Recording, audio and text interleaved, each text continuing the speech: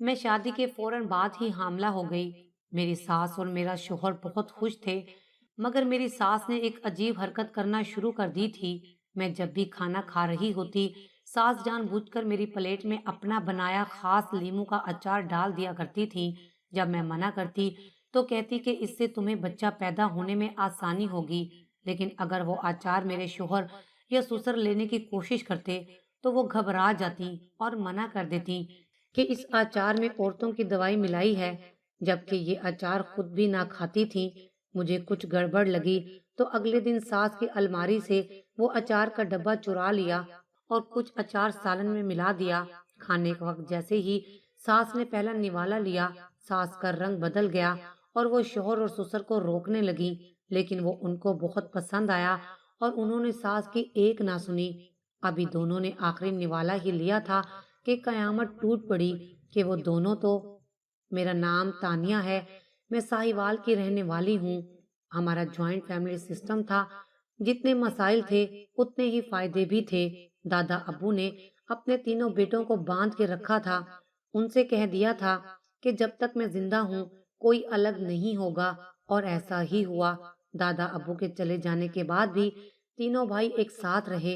हालांकि सबके बच्चे चाहते थे कि वो किसी अच्छी जगह शिफ्ट हो जाएं। मेरी अम्मा ने कई बार कहा कि घर बदल लेते हैं, और अब्बा ने कहा कि उनका बचपन, उनकी पूरी जिंदगी इसी घर में गुजरी है। इस घर को छोड़ देना मेरे बस की बात नहीं। यहाँ तंगी तो कोई नहीं थी, बस चच्ची तंग किया करती थी। मेरी दो फुफ्फो भी हमारे घर के साथ ही रहा करती थी, जो अपने घर कम और हमारे घर ज्यादा रहती थी। हमारी जिंदगी कभी न कभी जिंदगी के किसी मोड़ पर जाकर हमसे इम्तिहान जरूर लिया करती है। ये तब हमारे ऊपर होता है, हम इसका मुकाबला करते हैं या खुद को लोगों की साजिश की नजर कर देते हैं। मुझे रोज कॉलेज वैन लेने आती और घर छोड़कर जाती, पर आज वैन नहीं आई थी। मेरा जरूरी टेस्ट था। मुझे अब्बा कॉलेज छोड़ आए और वापसी पर इंतजार करती रही। मौसम भी खराब था, मुझे कोई भी लेने नहीं आया था। कॉलेज से सब लड़कियां एक एक करके जा रही थीं। शाम हो रही थी जब मेरे दोस्त ने कहा कि मैं साथ चलती हूँ। मैंने उसका शुक्रिया अदा किया और हम पैदल बस स्टॉप तक चलने लगे। बस में सवार हुई तो दिल में डर भी था कि अब्बा गुस्सा करेंगे, और परेशानी भी थी। आज से पहले कभी ऐसा नहीं हुआ था। पता नहीं घर क्या हुआ जो अब्बा लेने नहीं आए थे। बस में कुछ आवारा लड़के भी सवार हो चुके थे। मैं पहली बार बस में सफर कर रही थी। अगर घर से कोई देख लेता तो एक तमाशा बन जाता।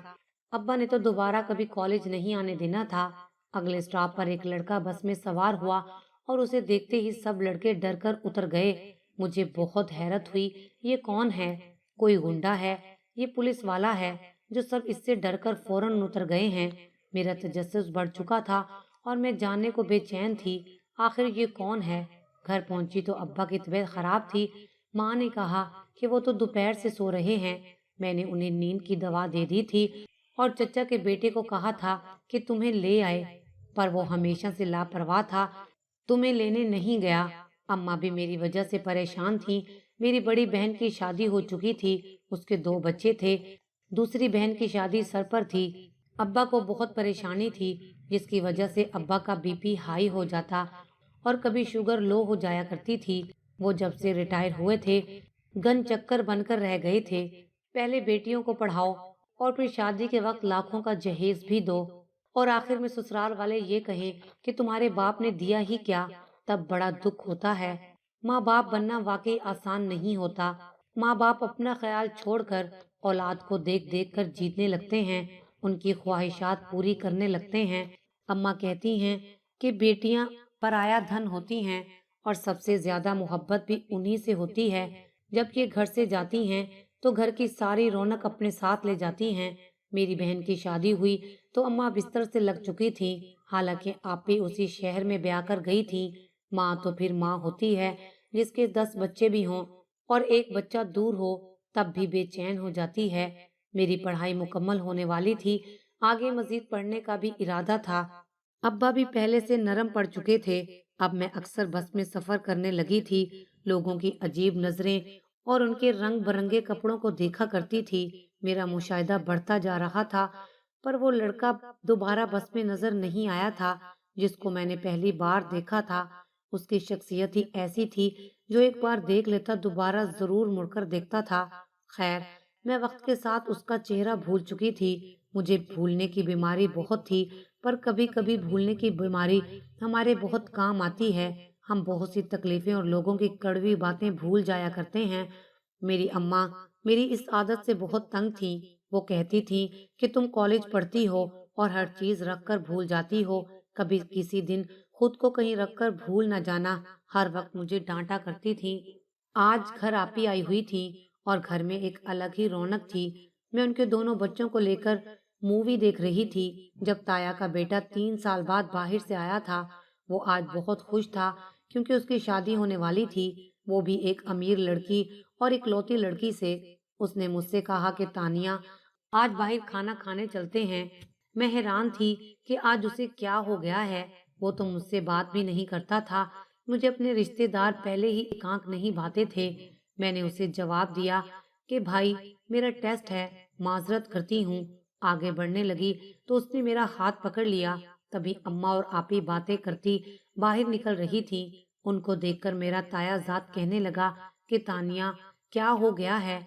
मुझे यहाँ बुलाकर अब तुम नाराज हो रही हो। चलो अच्छा है, मैं सॉरी करता हूँ कि मैं तुम्हारे कहने पर छत पर नहीं आ सका। वो तो ये कहकर चला गया, मगर अम्मा ने बात जाने बिना मेरे मुंह पर थप्पड़ रसीद कर दिया और पता नहीं कैसे कैसे लकब दे रही थी। अम्मा मुझे मार रही थी और आपी उनको रोक रही थी। मैंने उन्हें बहुत यकीन दिलाया कि वो झूठ बोलकर गया है।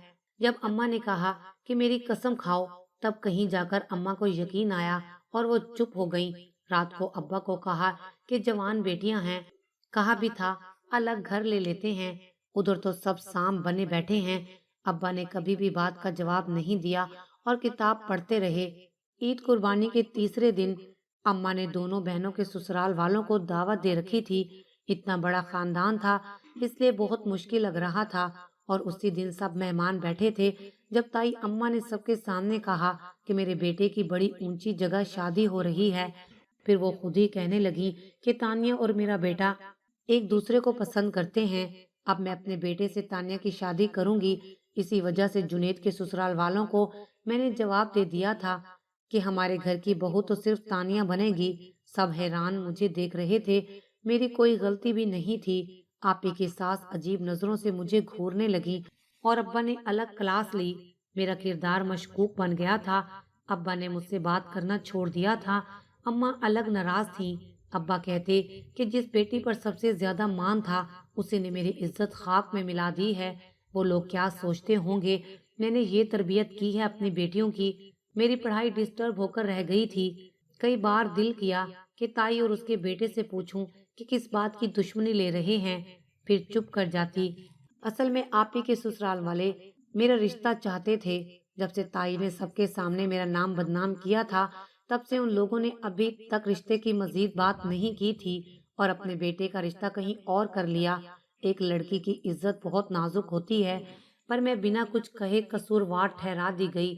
मेरे घर वाले ही मेरा यकीन नहीं कर रहे थे। आपियों ने आना भी छोड़ दिया था। मैं अब खुद को मुजरिम समझने लगी थी कि काश मैं पैदा ही ना हुई होती। मेरी वजह से मेरे बाप का सर झुक गया था। मैं अब खामोश रहने लगी थी। ताई की साजिश सब समझ गई थी। अब्बा ने मेरा नाम पर प्लाट लिया था जिसकी मालियत करोड़ों रुपए की हो चुकी थी। वो लोग चाहते थे कि घर भी हमारे पास रह जाएगा और कारोबार भी। पर अब्बा कहते हैं कि उनके पास कौन सी कमी है। और एक दिन अब्बा को ताई की सब हकीकत का पता चल गया। अब्बा ने हमेशा के लिए वहां जाना खत्म कर दिया और उन लोगों के आने पर भी पाबंदी लग चुकी थी। एक दिन अब्बा मुझे कॉलेज लेने पहुंचे नहीं थे। अब्बा को कॉल करती रही थी, तभी किसी लड़की ने फोन उठाया और बताया कि उनको हार्ट अटैक आया है, वो अस्पताल में हैं।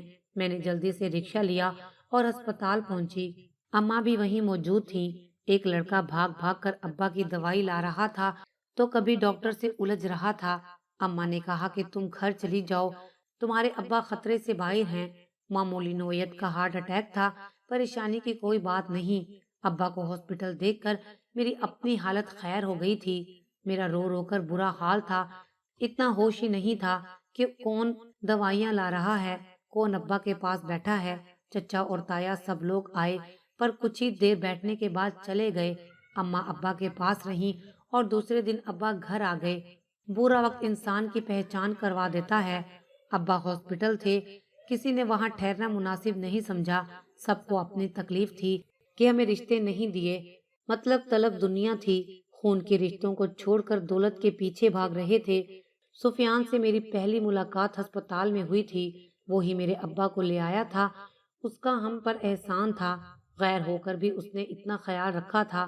ابا کو گھر تک چھوڑ کر گیا تھا اور روز ملنے بھی آتا رہا، اور پھر ہم کچھ دنوں کے لیے گاؤں گھومنے چلے گئے۔ گاؤں کا ماحول شہر کے ماحول سے بہت مختلف تھا۔ وہاں کی اچھی بات یہ تھی کہ لوگ بہت ملنسار مہمان نواز تھے۔ ہم سب بھی وہاں گاؤں گھومنے گئے تھے۔ وہ سفیان کا گاؤں تھا، یہ بات بعد میں مجھے پتہ چلی تھی۔ سفیان بہت سادہ دل انسان تھا۔ ہمیں اس نے پورا گاؤں دکھایا، ہماری بہت خاطرداری کی گئی۔ سفیان جب سامنے آتا مجھے دیکھ کر مسکرا دیتا۔ وہ اسی گاؤں کے چودھری کا بیٹا تھا۔ اس کی 2 بہنیں بھی تھیں، ایک شہر کالج میں پڑھ رہی تھی۔ کئی بار میں سفیان کو بس میں دیکھ چکی تھی، لوگ اس سے ڈرتے تھے۔ اس نے بتایا کہ ان لڑکوں کو میرے ہاتھ لگ چکے تھے، اس وجہ سے ڈرتے تھے۔ گاؤں کے ماحول میں تازگی تھی۔ میں صبح سویرے اٹھا کرتی تھی۔ کچھ لوگ صبح صبح جانوروں کا چارہ لینے نکل جایا کرتے تھے، کچھ کھیتوں میں محنت مزدوری کرتے۔ ہم سب ایک ہفتہ رہ کر واپس آ رہے تھے۔ اس کے بعد اکثر ہماری فون پر بات چیت ہونے لگی اور پھر ہم ایک دوسرے کو پسند کرنے لگے۔ سفیان نے ہمارے گھر رشتہ بھیج دیا۔ مجھے ابا سے بہت ڈر لگتا تھا، مگر ابا نے کچھ وقت کی مہلت مانگی۔ سفیان کے ابا نے کہا کہ ہم تو شادی کی تاریخ لے کر ہی جائیں گے، اور وہ ہمارے گھر سے گئے ہی نہیں تھے۔ 2 دن ہمارے گھر رہے۔ آخر ابا نے سوچ سمجھ کر ہاں کر دی۔ میں بہت خوش تھی، سفیان سے بات کرنا چاہتی تھی، پر ایک شرم آڑے آ رہی تھی۔ جیسے ہی باقی سب کو میرے رشتے کا پتہ چلا، تایا ابا نے کہا کہ وہ تانیہ کو گھر رکھنا چاہتے ہیں، پر میرے ابا نے یہ کہہ کر بات ختم کر دی کہ ہم بھائیوں کا آپس میں گزارا ہو گیا ہے، پر ہماری اولاد کا نہیں ہو سکتا۔ بہتر ہوگا اب ہم خود کو بدل لیں۔ پہلے جو الزام میری بیٹی پر لگا چکے ہیں، وہ زخم ابھی بھرا نہیں ہے، سب اچھے سے جانتے تھے۔ اچانک سے تایا کو میرے رشتے کی کیوں سوجی تھی؟ تائی اپنی بیٹی کا رشتہ سفیان سے کرنا چاہتی تھی اور میرا رشتہ اپنے بیٹے کے لیے لینا چاہتی تھی، تاکہ ہمارے نام جو گھر کا حصہ ہے وہ بھی انہی کو مل جائے۔ جب سے سفیان کا رشتہ آیا تھا، میں بھی سب کی عجیب عجیب باتیں سن کر پریشان ہو چکی تھی۔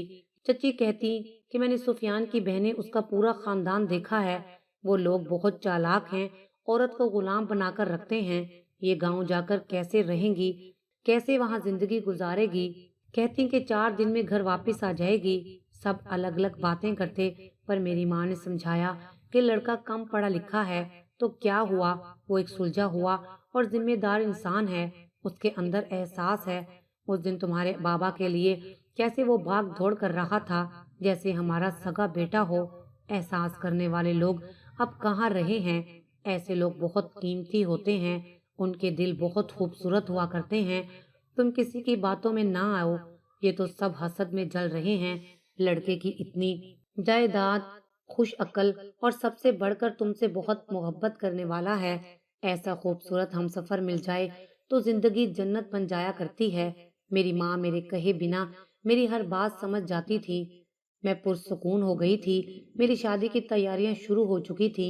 شادی کے دن سفیان کے پاؤں زمین پر نہیں لگ رہے تھے، وہ بہت خوش تھا۔ سفیان نے ہمارا 1 پیسہ خرچ نہیں ہونے دیا تھا اور جہیز بھی نہیں لیا تھا۔ سفیان نے کہا کہ ماں باپ اپنے پھولوں جیسی بیٹی دے دیا کرتے ہیں تو پیچھے کچھ بھی نہیں رہتا۔ میں تو آپ لوگوں کا احسان مند ہوں جنہوں نے اپنی بیٹی کی اتنی اچھے سے تربیت کی ہے۔ شادی کے بعد مجھے اس نے سچ میں ملکہ بنا دیا تھا۔ سب ہمیں دیکھ دیکھ کر جلا کرتے تھے۔ گھر میں سب بہت اچھے تھے، بس میری ساس کا رویہ میرے ساتھ سرد گرم ہو جاتا تھا۔ میں نظر انداز کرتی کیونکہ میں جانتی تھی کہ ساس ایسی ہی ہوتی ہیں، پر تب جانتی نہیں تھی کہ یہ سفیان کی سوتیلی ماں ہے، اور نہ ہی کبھی میرے شوہر نے ذکر کیا تھا۔ ہم اپنی زندگی میں بہت خوش تھے، اور جب سفیان کو پتا چلا کہ میں ماں بننے والی ہوں تو وہ میرے پاؤں ہی زمین پر نہیں لگنے دیتا تھا۔ میں اللہ کا شکر ادا کرتی ہوں جس نے مجھے اتنی محبت اور خیال رکھنے والا شوہر دیا تھا۔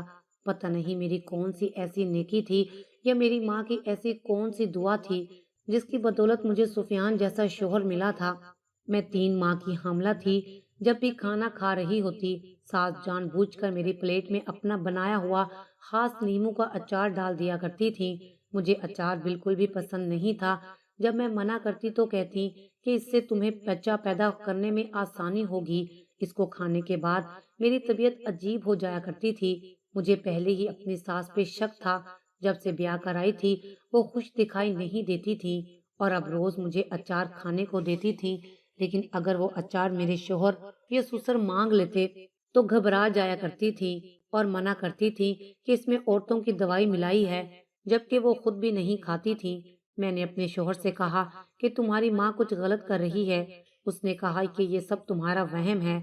माँ जी तो बहुत अच्छा ख्याल रखती हैं, तुम उनके खलूस पर शक ना करो।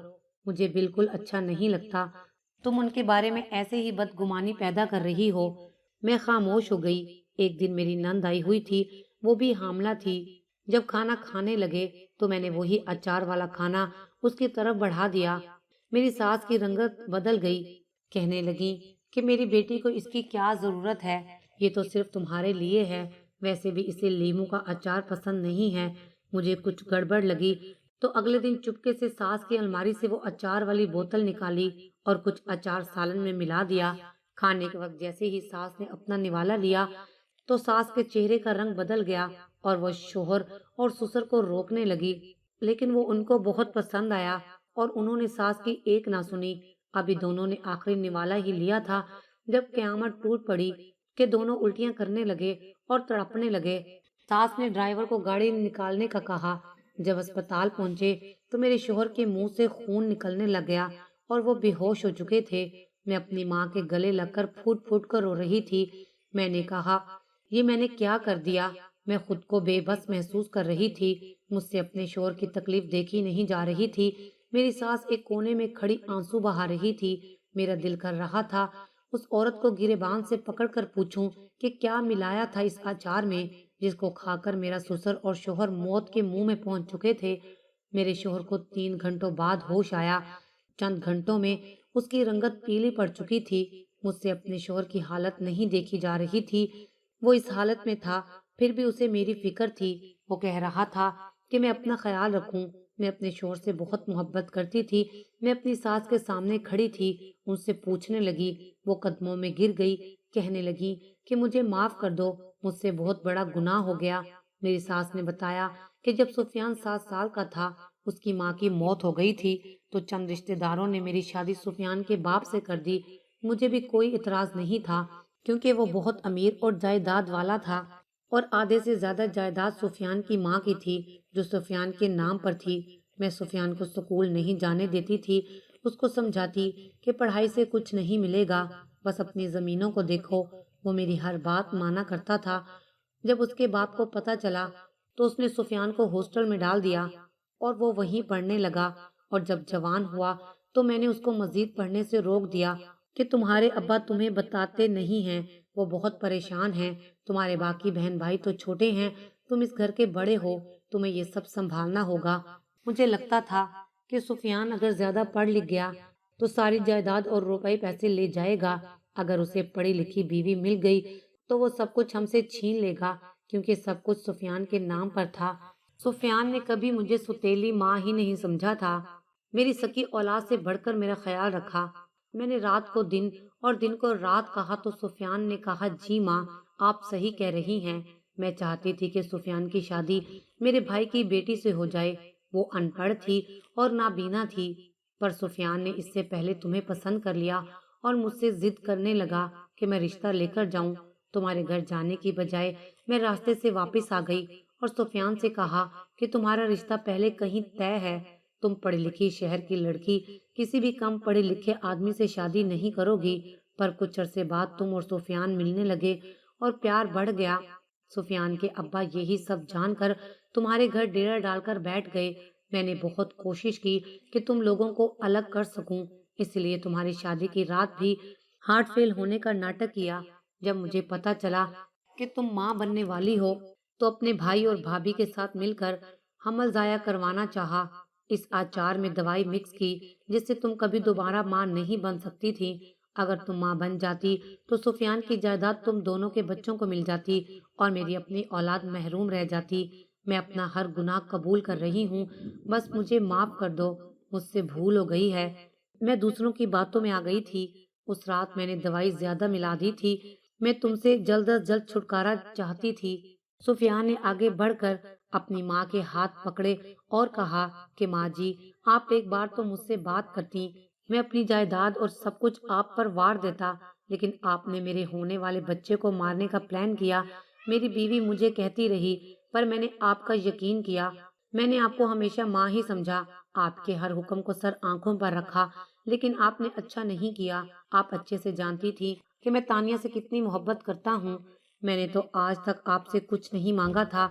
सब रो रहे थे, मेरी सास माफी मांग रही थी। मेरे शोहर ने कुछ भी कहे बिना मेरा हाथ पकड़ा और हम उसी दिन शहर शिफ्ट हो गए, क्योंकि वहां बस सुफियान के मामू और उनकी बीवी रहा करती थी। उनके बच्चे नहीं थे। वो हमें देखकर बहुत खुश हुए। हम सब कुछ छोड़ छाड़ कर यहीं रहने लगे। अल्लाह ने मुझे बेटा दिया। सुफियान ने पूरे इलाके में मिठाई बांटी थी। वो बहुत खुश था और मैं अपने शोहर को देख देख कर खुश हो रही थी। आज मेरे 3 बच्चे हैं। हम कभी वापस नहीं गए। कुछ साल पहले पता चला था कि सुफियान की सुतीली माँ को फालिज हो गया है और सुफियान ने कहा कि मैं उनके पास नहीं जाऊंगा। वो उस दिन रोया भी बहुत था। मैं जानती थी कि वो अपनी सौतेली माँ को माफ कर चुका है। मेरे ससुर हमसे मिलने आते रहते हैं। मेरे शोहर से कई बार कहा कि वापस आ जाओ, लेकिन मेरे शोहर ने कहा कि मैं अब यहीं रहूंगा। इंसान दौलत की लालच में और हवस की आग में इतना जलता है कि वो इन रिश्तों को भूल जाता है जो उसके साथ मुखलिस और बेपनाह मोहब्बत करने वाले होते हैं।